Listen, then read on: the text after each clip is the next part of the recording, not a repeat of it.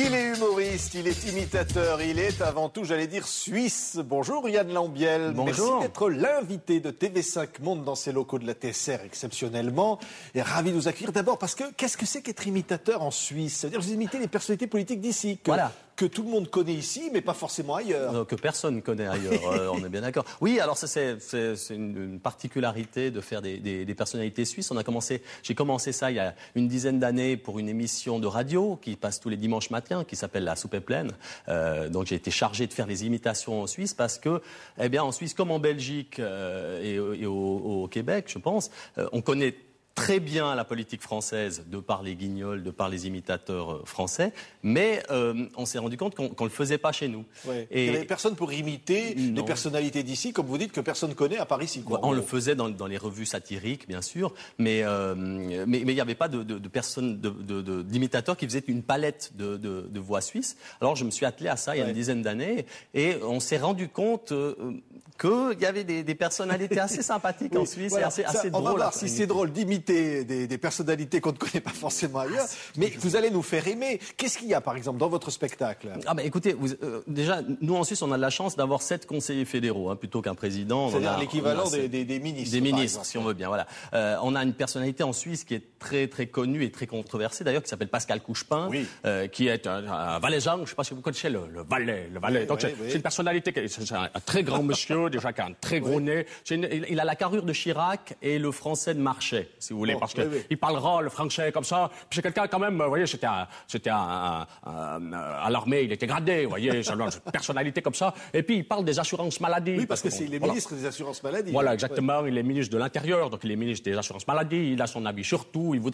Lui voudrait être président à vie, en alternance, chacun son tour, si vous voyez. Alors voilà, ça c'est une personnalité qui est très forte. Voilà. Mais vous imitez aussi des femmes, alors? Oh oui, il y avait plusieurs femmes. Vous avez reçu, je crois, Michel Calmiret dernièrement. La conseillère fédérale chargée des affaires étrangères. Alors elle, c'est pas vocal, elle c'est plus visuel. Je sais pas si vous l'avez vu. On l'a vu, oui, on l'a vu. Tous les téléspectateurs de l'ont vu, on l'a reçu. Alors elle a des mèches, pour ceux qui l'ont pas vu. Elle a des mèches blondes et elle a une coupe à la Mireille Mathieu quelque part. Donc elle, c'est vraiment ce... Et elle sourit tout le temps. Donc il y a des personnalités assez sympas. On a notre Bernard Tapie à nous, qui s'appelle Christian Constantin. Je sais pas si vous avez... C'est un homme d'affaires, alors j'imagine. C'est un homme d'affaires. Il a une voix très basse, comme ça, avec un accent valaisan. On pouvait pas comprendre l'accent qu'il a. Et puis lui, il s'occupe aussi d'une équipe de foot qui s'appelle le FC Sion. Il veut faire un grand stade de 500 000 places. Et voilà, il a toujours des histoires de pognon, des trucs, et il vire les entraîneurs les uns après les autres. Je crois qu'il en est à son 30e entraîneur. Donc c'est aussi un personnage qui est très connu. Vous en avez donc comme on dirait, pas piquer des verres. Hein. Parce que finalement, on vous parliez de Sarkozy, vous parliez des gens comme ça qu'on adore imiter, mais que vous imitez d'ailleurs aussi. Mais vous avez dit finalement, il y a un terreau là, sur la politique suisse. Mais oui, et puis surtout, le public suisse connaissait les guignols et connaissait ces humoristes français. Et quand j'ai commencé à faire ça dans cette émission, on s'est rendu compte que le public suisse attendait aussi quelque part d'avoir son caricaturiste, si on veut bien.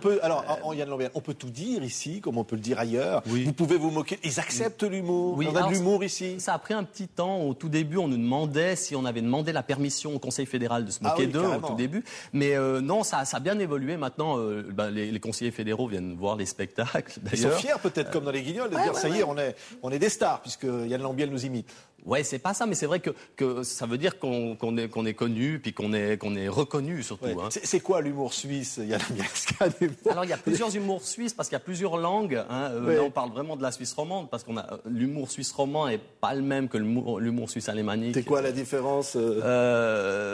L'humour suisse alémanique est plus anglo-saxon et puis nous on est plus français. Hein, c'est tout. On n'a pas la même référence de l'humour, mais l'humour suisse c'est très difficile. Je sais pas parce que vous savez la Suisse romande n'a pas une réelle identité.